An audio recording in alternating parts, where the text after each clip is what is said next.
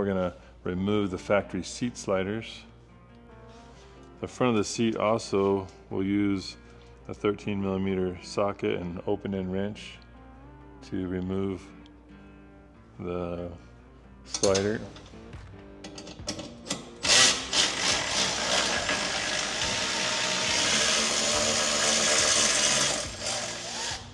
Do the same on both sides of the front.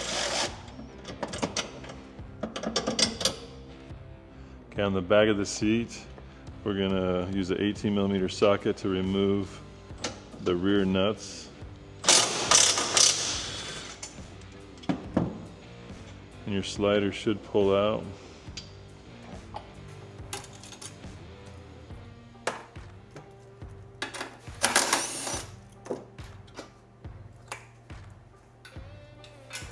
Next, you need to remove this push pin down here right by the throttle pedal.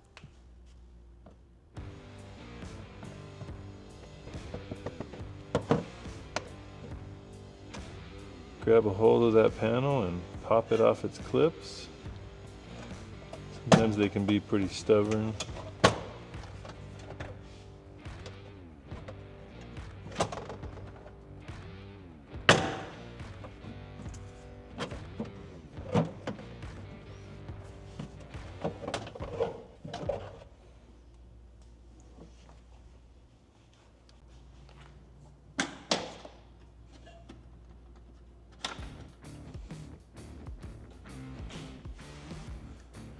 You can see we lifted up the center console right here to pull the clips so that it's not stuck in the side panel, allowing the side panel to come out.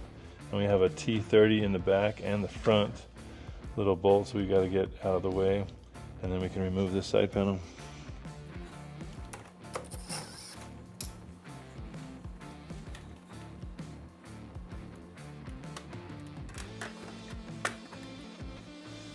Okay, on the passenger side, you also have that same push pin up front, and real similar to the driver's side.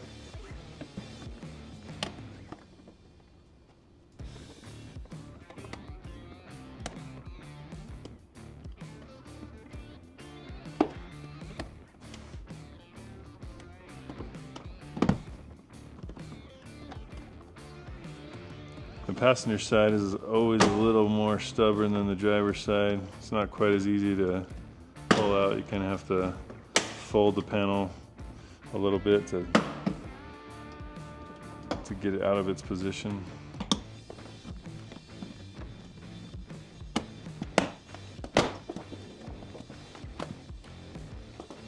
Same T30 Torx for the front and back of this panel. Remember to make sure that your center console is up so that the clips are released and it can come out.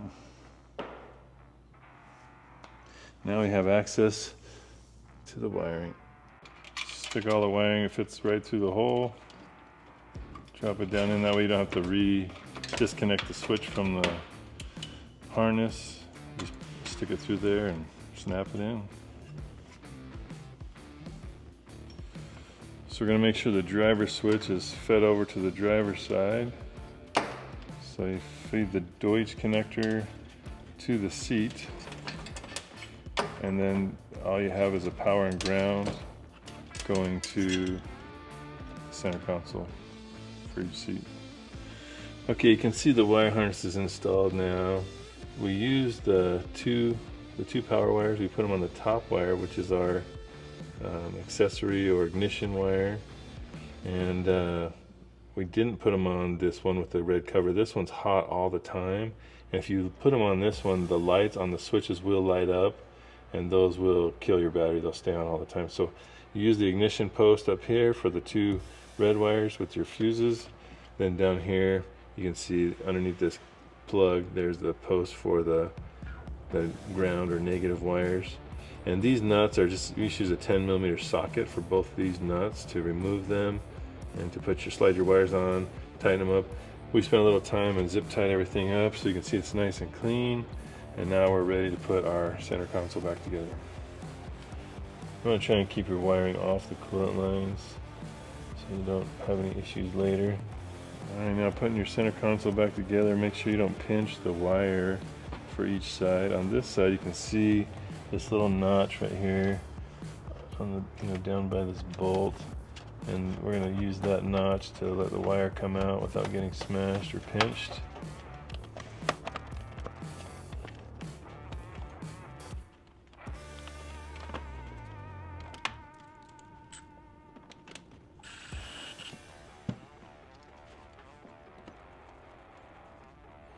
Front panel back in using the clips and that front little push pin.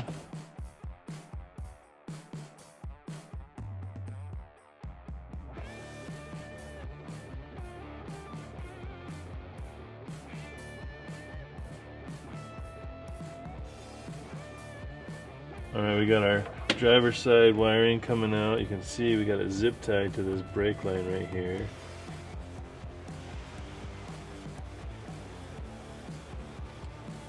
Center console on the driver's side. See this little notch down here? Slides right over that brake line and our wire with plenty of room so that nothing's pinched and no issues. Put our 2 bolts back in with our T30.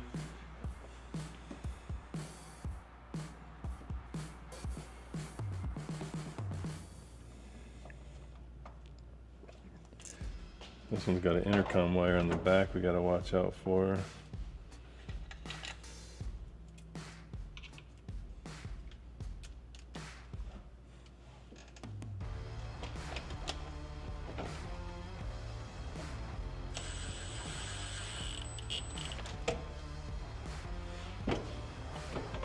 And now you can put the top of the center console, you can snap it down into place because both sides are in.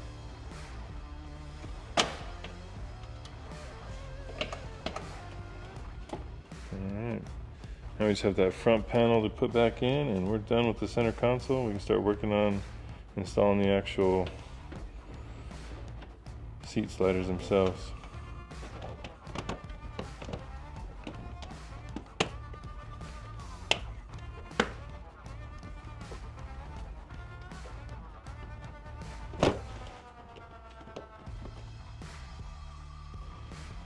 Okay guys, now that we're got our seat sliders out of the Maverick R, we're going to pull apart these 4 bolts here, and we're going to keep the stock bolts on the left side. So if you're sitting in the car, it'd be the left side slider. You're going to keep the stock bolts. Okay, we're going to grab our 10mm socket to take these M6 bolts apart. And open and wrench for the other side.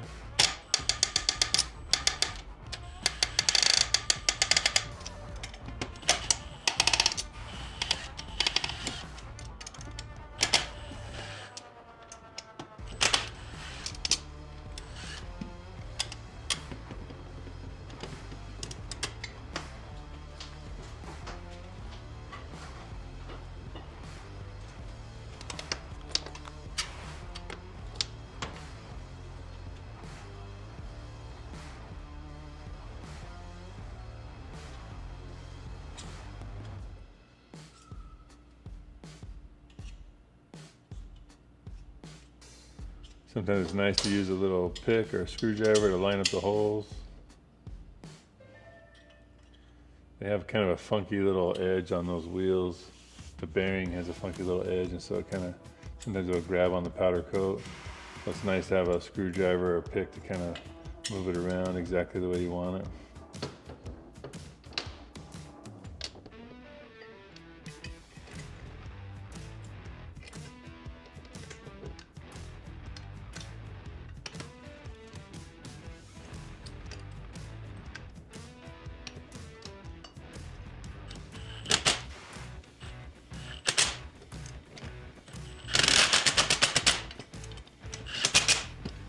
Again, using your 10mm socket and open and wrench, tighten it back up, and that's the right side slider. It's ready to go back on the rail.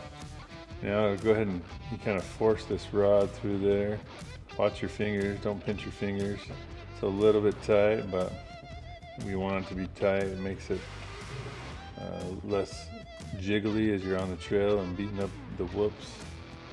But sometimes it can be a little bit of a challenge squeezing that in there. But it is much easier forcing it this way through than it is trying to do it like take the wheels off and put them on with the rod in there. It's almost impossible because of how tight we like it. So anyways, that's your slider assembly ready to go back in the car for the left side of the vehicle, or the left side of the seat as you're sitting in the seat. Okay, now we're going to work on the right side slider, the one that has the actual lever on it.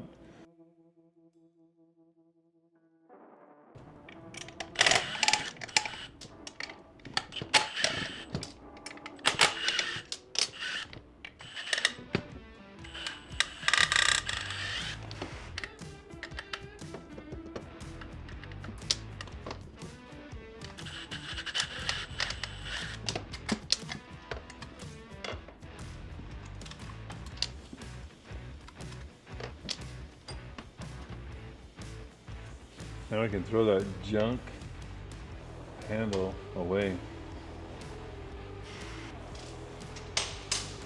Alright, now we're going to install our rollers into the other bracket, and we'll show you how to bolt this one together. It's a little bit more complicated.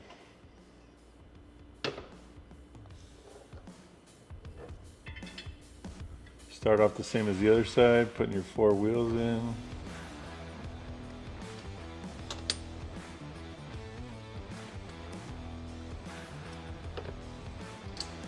This side matters which way you put the bolts in, so you want to make sure you put the head of the bolt in like we're showing you here, because if you put it in from the other side you won't be able to bolt the other brackets that hook up to the electric cylinder.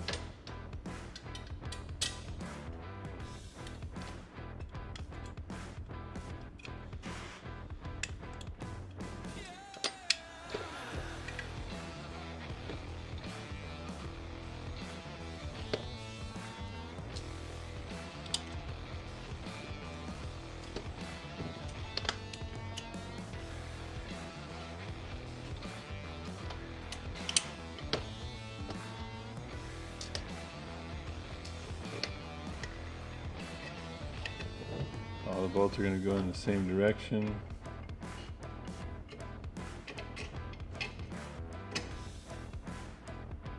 Alright, now you have those in. We'll assemble the brackets for mounting the actuator. Okay, take this first bracket, looks like this, long skinny bracket, and orientate it to the slider like this. Slide it on over the 2 bolts. Sometimes they can be a little bit snug. If you do get one of the rare cases where there's some extra powder in the holes, you can take a little drill bit, run it through there and clean up the hole, but it should just slide right on.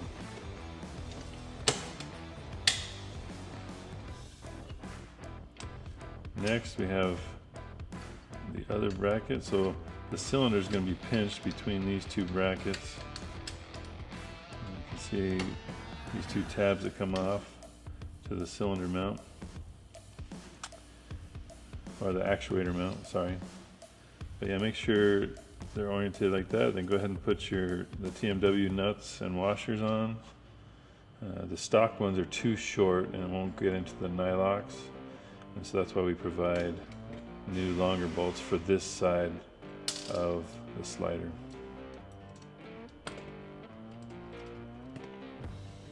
You're going to push the tube in. Make sure you push it in from the back side. It's got that little steeper angle on the back side so that you don't have to do this twice. So it's coming in from the back side, and then don't pinch your fingers. Once you've got that in there, it's okay if it's a little oriented the wrong way. Once you bolt it in the car, you can twist the slider however you want it and get it in position. But Make sure to use your 10mm socket and open and wrench to go ahead and tighten these up.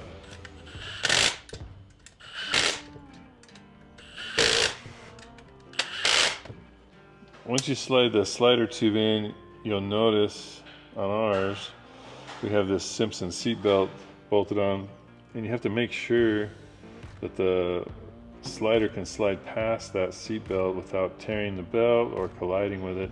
So we're going to take that apart and put a washer in there, make enough clearance that it can clear safely.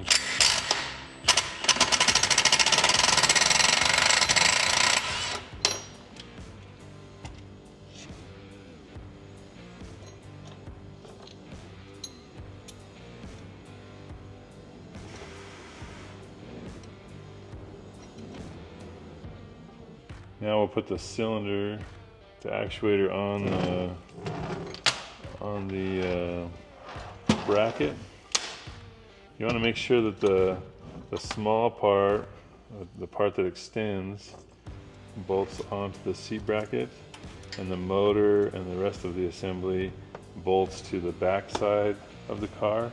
And what this does is it allows the cylinder to stay in place so the wiring doesn't grow and shrink and tear your wiring up every time you move the seat. So we're laying out the plates, the mounting plates.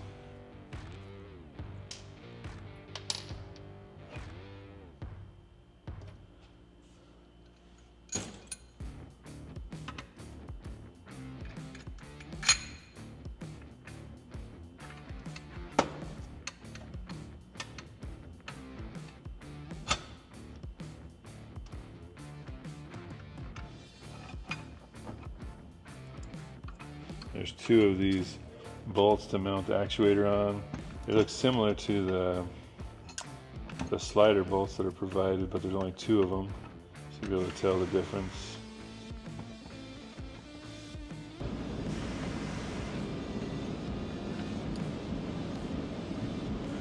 You can see we're sandwiching this actuator between this small plate with a bend in it and this long plate.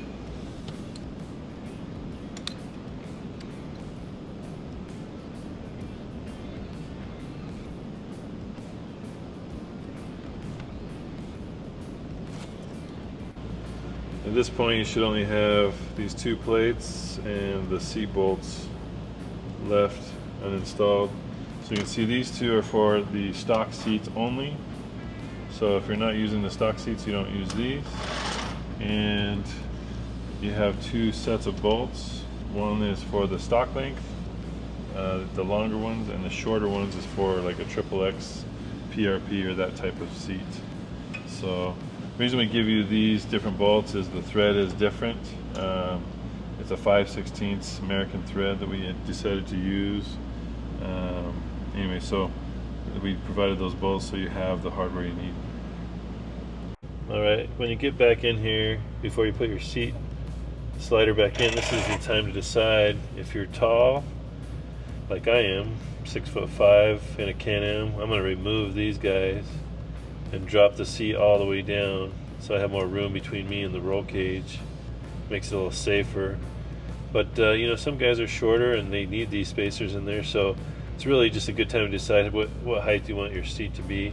So when we take these out for the tall guys, we'll take them out, put the slider in, and put this back on top with the nut on top, and that drops you down that distance. I don't know, I think it's like an inch or inch and a quarter or something like that, but makes a nice difference for big guys. And then the same thing up front here, you can decide which hole you want to mount it in, the upper hole or lower hole. Some guys will take the slider out of the spacer out of the back and leave it in the upper hole in the front so it rakes back a little bit more, or they'll move both of them down for really tall guys, whatever you want to do. But anyways, that's the tall guy modification. It is easier to tighten these bolts for your seatbelt before you install it, just because the center console. But make sure when you're done installing it that you have clearance. Like here you can see we have clearance for the bolt so that it slides. Let me get a better angle. You have clearance for this bolt, so when it slides all the way back, it's gonna not crash into that tab or tear the seatbelt. So that's really crucial. Just make sure because you're moving the seat forward and backward 1,000 times now because it's nice and easy, but I want to make sure it's not tearing anything up as it's doing it. There we go. Okay, we're dropping the assembly in place.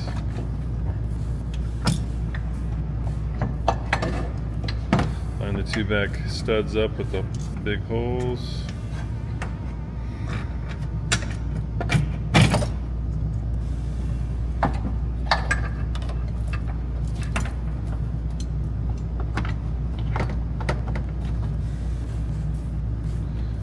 You can see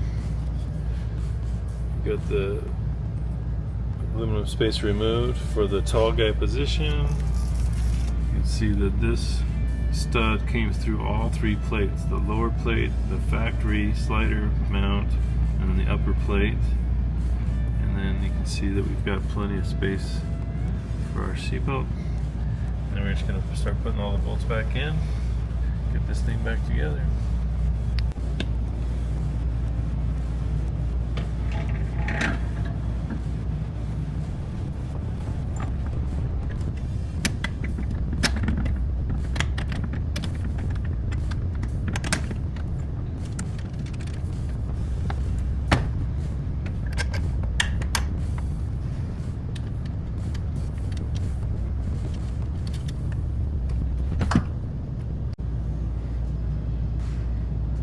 Putting the aluminum spacers back on top of the bracket, and so now the bracket's in the lowest position. We're using those spacers to take up that extra space so our nuts will tighten up and we won't have this big long threads hanging out.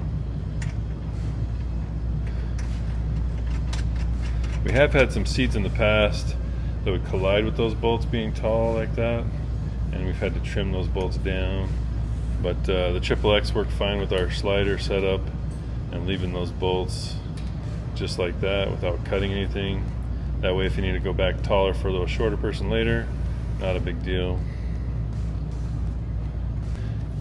Okay, grab your 18 socket, tighten everything back up, back two bolts.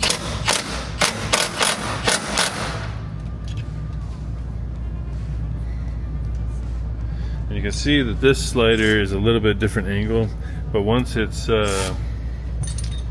on the roller, it's a little easier to grab and twist the slider into position for your seat than it is when it's on the bench, because now the slider bar is bolted into position. So back with our 13 again, 13 millimeter open end and socket.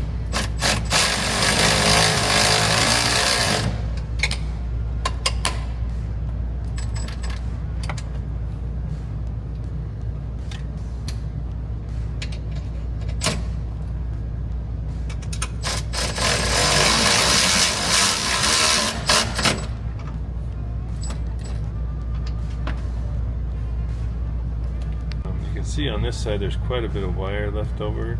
On the passenger side there's not going to be as much wire left over, so when you plug this in, sometimes it's nice to spend a minute and just loop it up, zip tie some stuff out of the way so it's not a big mess underneath your seat.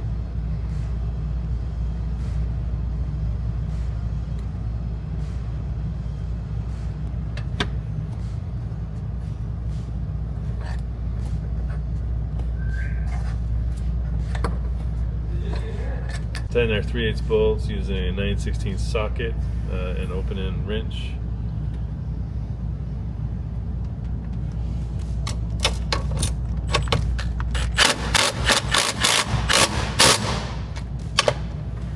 And now we're going to turn on the ignition and see if our slider moves and works.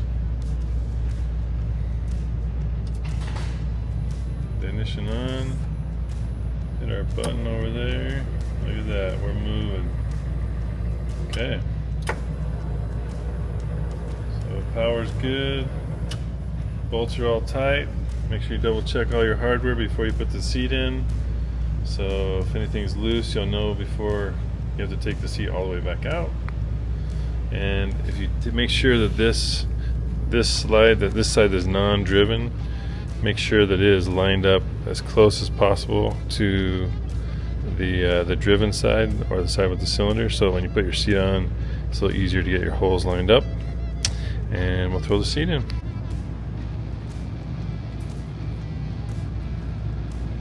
Seat coming back in.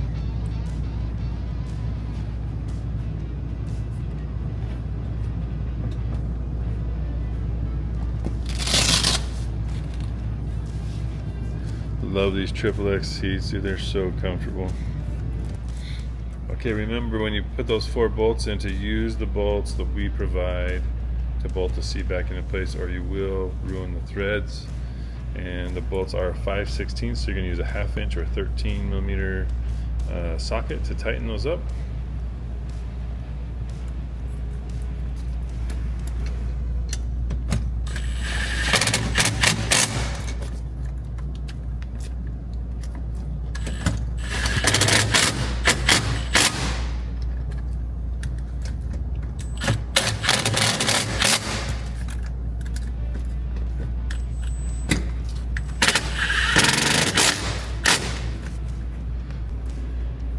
Harnesses back the way they're supposed to go.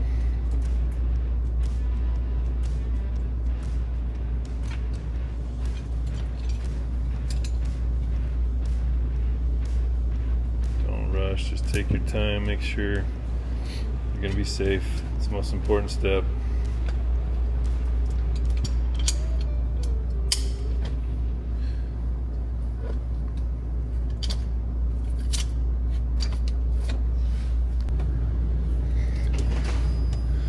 Alright, turn on the ignition, lights are on, seats moving backward and forward.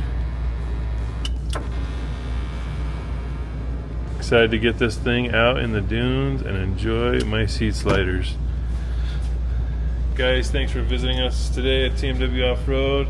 Hope you enjoy your new electric seat sliders. If you have any questions, complaints, anything, hit us up, tmwoffroad.com.